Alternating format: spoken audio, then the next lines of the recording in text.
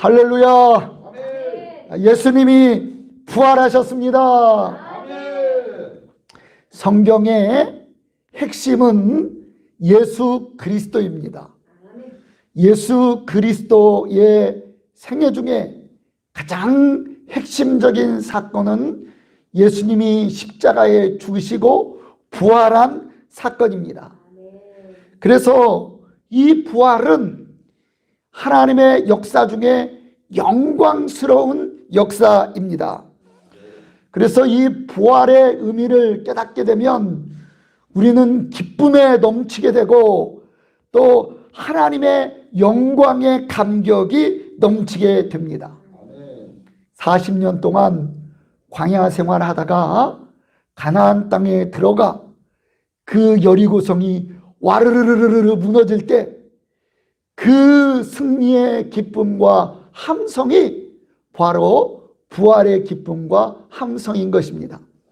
왜냐하면 예수님의 부활과 함께 죽음의 그 성이 와르르 무너져 버렸기 때문에 그렇습니다. 솔로몬이 하나님의 성전을 완성하고 헌당 예배를 드릴 때 하나님의 영광의 구름이 그 성전에 충만하였습니다. 예수 그리스도가 부활하셨을 때 그 하나님이 이 땅에 임하는 영광이 충만하였습니다. 왜냐하면 그 죽음을 가르고 하나님이 우리 가운데 임재하는 놀라운 축복이 주어졌기 때문에 그렇습니다. 그래서 우리는 이 부활을 통하여 승리의 기쁨과 하나님이 우리와 함께 하시는 영광이 충만한 그런 예배가 되기를 간절히 축원합니다. 따라서 이 부활의 은혜를 누리는 성도들에게는 놀라운 능력이 있게 됩니다. 어떤 능력이냐? 바로 기독교의 이 부활의 복음을 가진 자들은 모든 장애와 죽음을 해치는 그런 능력이 있기 때문에 그렇습니다. 우리나라의 첫 번째 이 땅에 오신 선교사님이 언더우드와 아펜젤러 선교사님입니다. 1885년 4월 5일 인천 제물포에 첫 발을 디뎠는데 그날이 바로 부활절이었습니다. 그 첫 발을 디딘 선교사님 아펜젤러가 이런 기도를 드렸습니다. 우리는 부활절 아침에 이곳에 왔습니다. 그날 사망의 권세를 이기신 주께서 이 백성을 얽어맨 결박을 끊으사 하나님의 자녀로서의 자유의 빛을 주옵소서. 그런데 이 기도문이 양화진에 있는 아펜젤러 선교사님 묘비에 새겨져 있습니다. 이 선교사님은 이 조선 땅에서 선교를 하다가 17년 후에 이제 인천에서 목포로 복음을 증거하러 이 배를 타고 가다가 군산 근처에서 이제 풍랑으로 인하여 순교하시게 됩니다. 그 아버지의 순교를 소식을 듣고 그의 자녀들이 연이어서 이 한반도에 와서 복음을 증거하면서 세운 학교가 바로 배제학당이고 이화학당입니다. 지금의 배제 중고등학교와 이화여고, 이화여대학교가 바로 아펜젤러의 그 자녀들에 의해서 세워진 학교입니다. 선교사님들이 낯설고 물설고 언어가 다른 그 땅에 와서 복음을 증거하고 또 그 땅에 묻히면서 그리고 그 자녀들까지 복음을 증거할 수 있었던 힘은 죽음을 두려워하지 않고 그 모든 것을 이길 수 있는 부활의 믿음이 있었기 때문에 가능한 것입니다. 우리에게도 이 부활절날 그 부활의 은혜가 우리를 사로잡는다면 그러한 선교사님들과 같이 세상이 감당할 수 없는 그런 복된 인생이 될 것입니다. 오늘 이 시간 그 선교사님들을 변화시켰던 부활의 첫날의 현장으로 가보면서 그러한 은혜와 그러한 승리의 기쁨과 임재의 감격이 있는 그런 예배가 되기를 간절히 축원합니다. 자, 그럼 그 부활의 첫날의 모습이 어떠했습니까? 1절과 2절을 보십시오. 안식일이 지남에 막달라 마리아와 야고보의 어머니 마리아와 또 살로메가 가서 예수께 바르기 위하여 향품을 사다 두었다가 안식 후 첫날 매우 일찍이 해저들 때 그 무덤으로 가매. 본문은 그 첫날 부활의 아침을 이렇게 묘사하고 있습니다. 2절에 안식 후 첫날 매우 일찍이 해돋을 때. 그날도 어제와 과거와 변함없이 해가 돋는 평범한 날이었습니다. 예수님이 십자가에 못 박힌 지 사흘째 되는 날입니다. 그러나 이 날은 영적으로 보면 하나님에게 있어서는 최고의 날입니다. 왜냐하면 예수님이 부활하심으로 사망 권세를 깨는 그 하나님의 뜻이 성취된 그런 복된 날이기 때문에 그렇습니다. 이 날이 얼마나 최고의 날이냐? 예수님이 6일 동안 천지를 창조한 그 날보다 더 복되고 존귀한 날입니다. 왜냐하면 천지 창조는 하나님의 능력으로 하나님이 가지고 있는 힘으로 이루어진 역사이지만 이 부활의 역사는 하나님이 육신이 되어 이 땅에 오시어서 인류에게 당신을 내어주심으로 우리 인류를 구원하시고 이제 하나님 당신이 부활하신 그 날이기 때문에 이 날은 하나님에게 있어서 가장 영광스러운 날이 되는 것입니다. 예수 그리스도가 탄생할 때 이제 하나님의 뜻이 이루어진다고 천사들이 그 성탄절에 선포합니다. 지극히 높은 곳에서는 하나님께 영광이요 땅에서는 기뻐하심을 입은 사람들 중에 평화로다. 그런데 그 하나님의 영광, 우리에게 평화의 확증의 시간이 바로 예수님의 부활한 날이기 때문에 그렇습니다. 이런 최고의 날 부활절에 우리 인간들의 모습은 어떠합니까? 자, 1절을 다시 보십시오. 한 무리의 여자들이 새벽이 되자마자 펄떡 일어나서 전에 준비했던 향품을 들고 길을 지금 나서고 있습니다. 그런데 이 세 여인을 집중해 보십시오. 그 여인들의 발걸음은 어떤 발걸음입니까? 무거운 발걸음입니다. 그 여인들의 얼굴 표정은 어떻습니까? 슬픔과 근심과 두려움에 쌓여있는 굳은 표정입니다. 그들은 지금 어디로 가고 있습니까? 바로 예수님의 몸에 향품을 바르기 위해서 무덤으로 가고 있습니다. 그들은 1절에 보면 세 여인으로 막달라 마리아, 또 야고보의 어머니 마리아, 그리고 살로메입니다. 이들은 평상시에 예수님을 따르면서 예수님의 말씀으로 은혜를 많이 받은 여인들이었습니다. 그 예수님의 은혜와 진리의 말씀을 들을 때마다 그 자체가 감격이었습니다. 그런데 그 능력 많으신 예수님께서 갑자기 이 유대 당국에 잡혀가지고 십자가에 못 박혀 처절히 돌아가는 그 예수님, 그래서 무덤에 묻히신 예수님, 이것은 그 여인들에게 말할 수 없는 충격이었습니다. 그래서 그 십자가에 못 박히셔서 무덤에 묻히신 그 예수님만 생각하면 눈물이 주르르르 흘러내렸습니다. 예수님이 십자가에 못 박혀 갈 때도 가슴을 치며 슬피 우는 그 여인들, 그래서 그 예수님의 죽음 앞에 눈물을 흘릴 수밖에 없는 여인들, 그러나 예수님을 사랑하기에 마지막으로 그 시신에 향품이라도 발라드리고자 가고 있는 예수님. 여인들이 예수님을 얼마나 사랑했는지 3절을 보면 우리가 알 수가 있습니다. 그들이 뭐라고 얘기하냐면 무덤으로 가면서 여인들이 걱정을 하는 거예요. 누가 우리를 위하여 무덤 문에서 돌을 굴려주리요. 그 돌은 큰 문이라 그랬어요. 다른 복음에서는 군인들이 지키고 있어요. 근데 얼마나 사랑했던지 돌을 굴릴 생각, 군병들을 어떻게 대처할 생각을 전혀 하지 않고 무작정 예수님을 향해 가고 있는 것입니다. 그런데 그 여인들은 바로 예수님을 사랑하지만 근심하고 무거운 발걸음을 향하고 있습니다.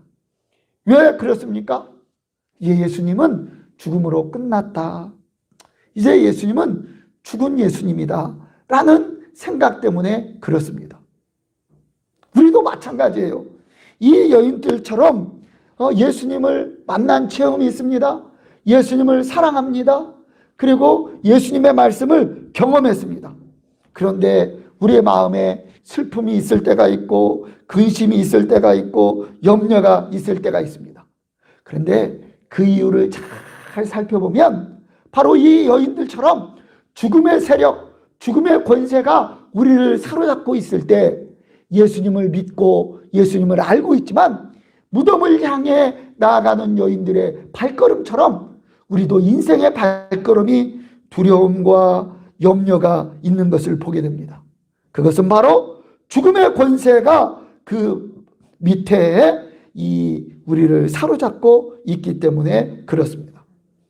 곧 이 여인들은 이 부활의 첫날 예수님이 왜 십자가에 죽으셨는지 그리고 부활의 의미가 무엇인지를 전혀 모르고 과거에 자기가 경험한 예수님만 알고 신앙생활 했기 때문에 그렇습니다. 그런데 이게 웬일입니까? 무덤에 도착해 보니까 돌이 이만큼 굴러가 있습니다. 저만큼 굴러가 있습니다. 여인들은 깜짝 놀랐습니다. 아니 이게 어찌 된 일이지? 하면서 무덤을 쫙 들여다보니까 아니 이게 웬일입니까? 이 무덤 안을 들여다보니까 웬 흰옷을 입은 청년이 앉아 있습니다. 마태복음에서는 천사라고 얘기를 하고 있어요. 그런데 이 여인들은 지금 상황을 판단을 못해요. 그냥 청년으로 보인 거예요. 그런데 더 놀라운 사실은 그 그 청년이 해준 이야기입니다. 뭐라고 얘기를 했어요? 6절을 다 같이 한번 읽어보겠습니다. 6절입니다. 청년이 이르되 놀라지 말라. 너희가 십자가에 못 박힌 나사렛 예수를 찾는구나. 그가 살아나셨고 여기 계시지 아니하니라. 보라 그를 두었던 곳이니라. 우리 이 6절 말씀을 보면 이 천사인 청년이 증거한 예수님과 여인들이 찾고 있는 예수님이 너무나 큰 차이가 있는 것을 보게 됩니다. 여인들은 지금 어떤 예수님을 찾고 있어요? 십자가에 못 박히셨다가 죽으셔서 무덤에 묻혀 있는 예수님입니다. 그런데 천사가 증거하는 예수님은 어떤 예수님이에요? 살아계시고 부활하셔서 살아계신 예수님을 증거합니다. 곧 여인들이 찾은 예수님은 지금 십자가에 못 박히신 예수님, 죽은 예수님입니다. 곧 그 죽은 예수님은 어떤 예수님이냐? 다시 이제는 예수님이 죽으셨기 때문에 다시는 만날 수 없는 그런 추억 속의 예수님입니다.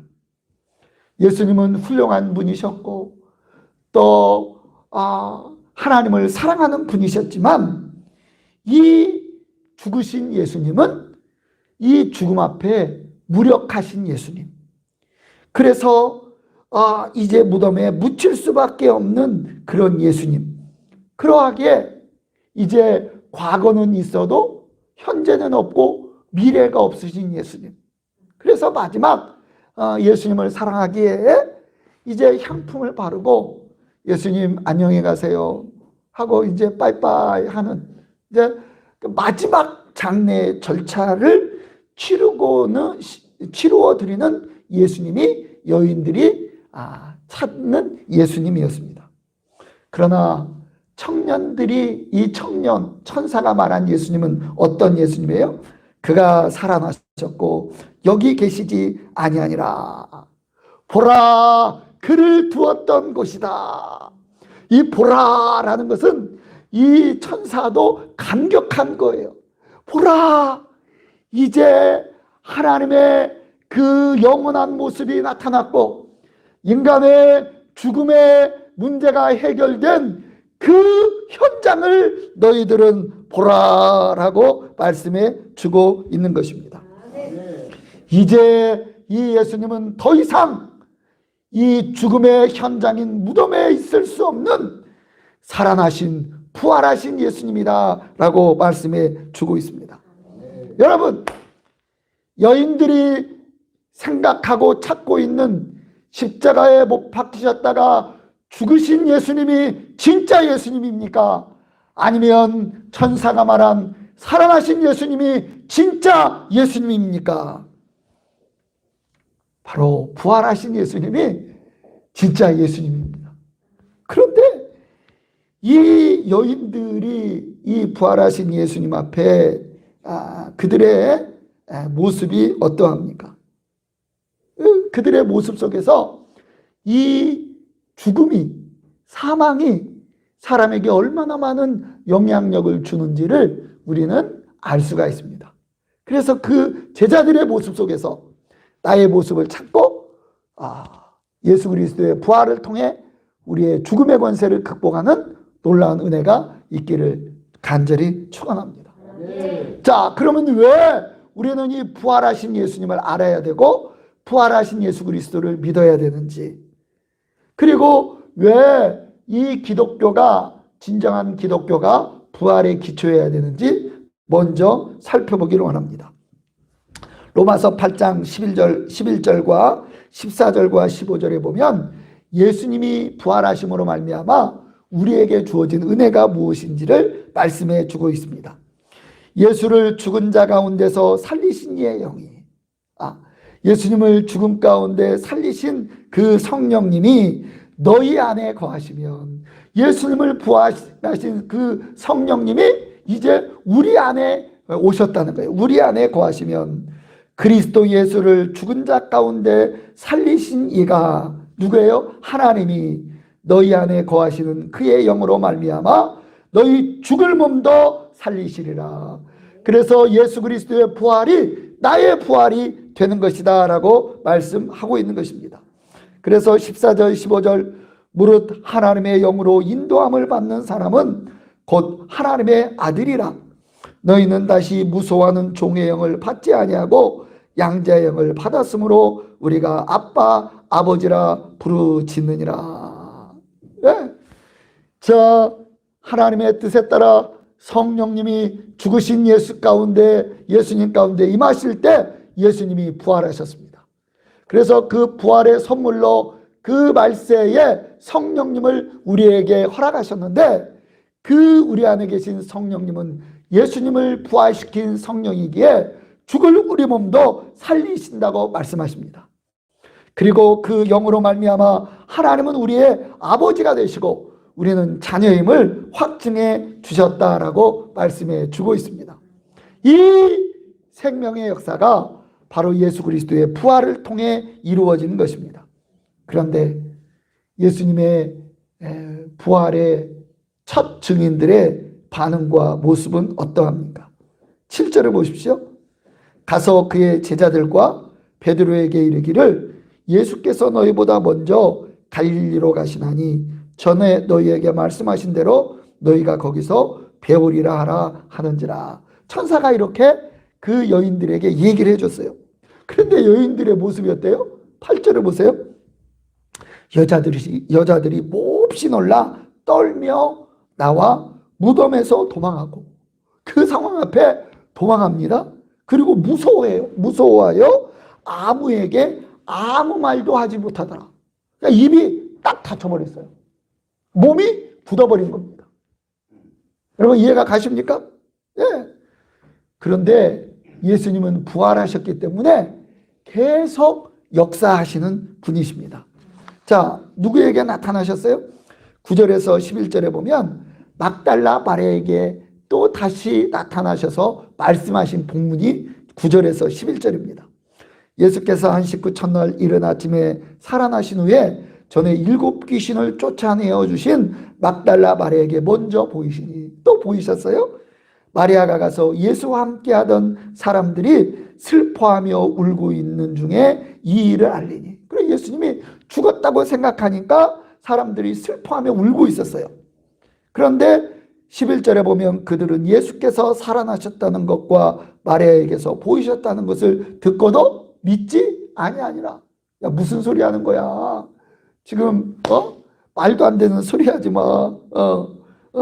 자 그리고 또 예수님이 부활하시고 다른 모습으로 12절과 13절에 보면 두 사람이 시골로 갈 때에 또 보이십니다. 12절과 13절을 보세요. 그 후에 그들 중 두 사람이 걸어서 시골로 갈 때에 예수께서 다른 모양으로 그들에게 나타나시니 두 사람이 가서 남은 제자들에게 알리었으되 역시 믿지 아니하니라. 여러분 오늘 부활절을 맞이해서 성경 말씀에 기초해서 예수님이 부활하셨습니다 라고 말씀할 때 여러분 이 부활하신 예수님이 믿어지십니까? 그리고 부활이 여러분의 심령에 역사하는 것을 경험하는 확신이 있습니까? 아멘. 그렇다면 성령님이 지금 우리에게 역사해 주고 있는 것입니다. 그런데 그 첫 번째 부활의 제자들의 반응은 말을 못했고 무서워했고 믿지 않았고 역시 믿지 않았습니다. 왜 그랬어요? 야 죽으면 끝나지 무슨 부활이 있어. 그 이야기를 하는 것은 죽음의 권세, 이 죽음의 역사에 완전히 사로잡혀 있기 때문에 그렇습니다. 이 죽으면 부활할 수 없다는 거예요. 다시 살 수 없다는 거예요. 그런데 여러분 하나님의 관점으로 한번 보십시오. 이 부활이 근거 없는 것입니까? 그렇지 않습니다. 하나님은 영원한 분이십니다. 그리고 그래서 죽음과 어울리지 않는 분이셔요. 그리고 뿐만 아니라 하나님은 영원하신 분이기 때문에 하나님이 창조한 기조의 세계 생명의 역사 안에는 이 부활의 역사가 보편적인 그러한 역사인 것을 말씀해 주고 있습니다. 부활장이라고 하고 있는 고린도전서 15장 35절에서 38절에 보면 이렇게 말씀합니다. 부활을 믿지 못하는 자들에게 이렇게 말씀하여 누가 묻기를 죽은 자들이 어떻게 다시 살아나며 어떠한 몸으로 오느냐 하리니. 그러니까 첫 증인들처럼 야 죽으면 끝나는 거야. 죽은 자가 어떻게 다시 살아나고 어떠한 몸으로 와. 말도 안 되는 소리 하지 마. 이런 반응인 거예요. 그때 사도 바울이 뭐라고 얘기하냐면 어리석은 자요. 죽음에 사로잡히고 부활을 믿지 않는 자를 뭐라 그러냐면 어리석은 자다 그렇게 얘기해요. 왜 어리석냐면 야 너희 뿌리는 씨가 죽지 않으면 살아나지 못하겠고 우리 지난주에 봤잖아요. 십자가의 보편성 죽어야 많은 열매를 맺는 것이다. 자 그런 것처럼 죽지 않으면 살아나지 못하겠고 또 내가 뿌리는 것은 장래 형체를 뿌리는 것이 아니라 다만 밀이나 다른 것에 알갱이 뿐이로되. 그렇죠? 우리가 한 알의 밀을 얘기했잖아요. 밀을 뿌리면 밀이 자란 그 줄기 열매 맺는 모습이 아니라 그냥 한 알을 뿌리는 거예요. 그런데 그 한 알이 죽을 때 부활해서 다른 모양으로 나오는 것이 아니냐. 그래서 하나님이 그 뜻대로 그에게 형체를 주시되 각 종자에게 그 형체를 주시느니라. 그래서 창세기 1장에 보면 종류대로 만든 거예요. 그래서 뭐 벼씨, 밀씨 좀 비슷해요. 그러나 뿌려 놓으면 전혀 다른 각자의 종자의 모습으로 태어나는 것입니다. 자, 우리가 부활절이 되면 이 계란을 이렇게 나눕니다. 뭐냐면 계란을 탁 깨면 흰자가 노른자. 우리 아침에도 이 계란 프라이를 먹고 왔는데 그런데 그 계란을 암탉이 쫙 품고 있으면 시간이 되면 막 계란 껍질이 꿈틀꿈틀 거리다가 병아리 한 마리가 콕 튀어나와 삐약삐약삐약 거리잖아요. 전혀 다른 모습으로 이 부활의 모습을 보여주는 것입니다. 보여주는 겁니다. 우리 인간도 마찬가지잖아요. 남자의 점자와 여자의 난자가 딱 만날 때는 뭐 전혀 그런데 10개월의 엄마의 뱃속에서 이제 자라고 딱 태어날 때는 전혀 다른 모습으로 응애하고 태어나게 되는 것입니다. 그러면 왜 하나님의 관점으로나 하나님 만든 피조의 세계는 부활이 보편적인데 왜 인간은 이러한 죽음에 사로잡혀 있습니까? 그것은 바로 하나님을 모르고 눈에 보이는 현상에 의해서 살아가고 있기 때문에 그렇습니다. 그러면 이러한 인간적인 죽음에 사로잡혀 있는 우리가 어떻게 이 부활의 믿음을 가질 수 있습니까? 17절, 14절을 보십시오. 구의 11제자가 음식 먹을 때에 예수께서 그들에게 나타나사 그들의 믿음 없는 것과 마음에 완악한 것을 꾸짖으시니 이는 자기가 살아난 것을 본 자들의 말을 믿지 아니함이라라. 예수님이 믿음 없는 것과 마음에 완악한 것을 꾸짖었어요. 이 꾸짖었다 이야기는 정신 차리라는 얘기예요. 그러면 우리가 어떻게 이제 이걸 믿을 수 있느냐? 그것은 우리 마음을 깨워야 되는 것입니다. 깨운다는 건 뭐냐면 눈에 보였던 죽음의 현상을 보는 게 아니라 그 죽음을 깨고 부활하신 예수님을 바라보고 그 예수님을 기초할 때 우리 마음에 믿음이 찾아오게 되고 그 믿음으로 인해서 이제 우리 안에 부활의 그러한 기쁨과 영광이 우리에게 오게 되는 것입니다. 여러분, 이것만큼 기쁘고 중요하고 우리가 알아야 될 그런 내용이 어디에 있습니까? 왜냐하면 죽음, 이것은 우리에게 슬픔과 괴로움을 가져옵니다. 절망과 고통 그 자체가 죽음입니다. 그런데 이 죽음은 우리가 금요일 날 말씀을 드렸던 것처럼 인간의 본질이 아니에요. 우리의 인간의 본질은 영생입니다. 그런데 죽음이 왜 오게 됐어요? 죄의 결과로 죽음이 오게 되었습니다. 그래서 이 죽음이 인류의 왕노릇을 하게 되었죠.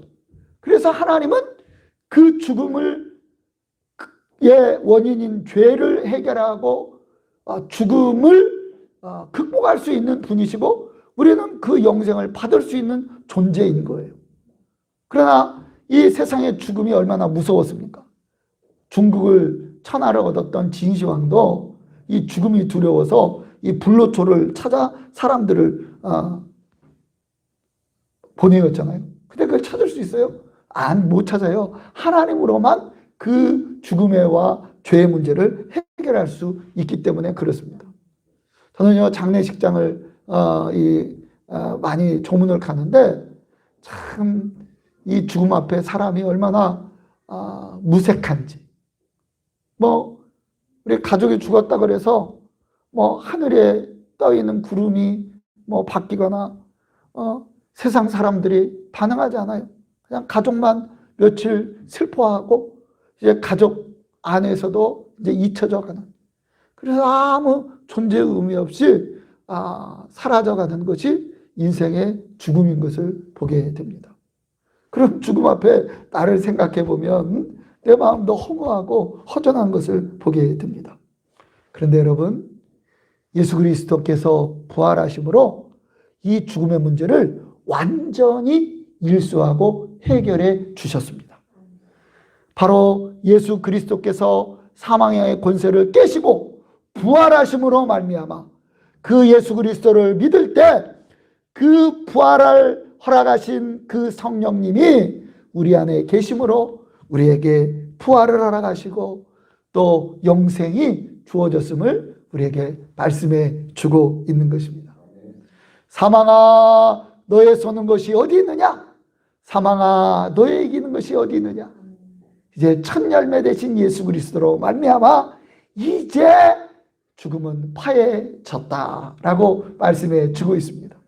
그래서 이제 우리는 우리의 마음에 그 부활하신 예수님이 계시기에 그 예수님의 기초하에서 이제 영원한 삶을 우리에게 주어졌음을 믿고 그의 기초에서 우리가 살아가는 것입니다.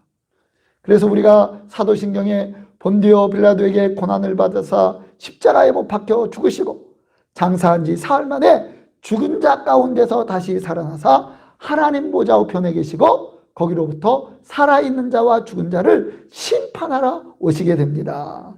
그래서 우리는 어떤 믿음을 가지고 신앙생활을 해야 되느냐? 부활하셔서 하나님 보좌 우편에서 오늘도 나와 함께 하시고 그 함께 하시는 주님과 이 땅에서 승리의 삶을 살면서 이제 주님의 재림의 때 받을 칭찬을 생각하면서 오늘을 살아가는 그런 성도가 되어야 되는 것입니다.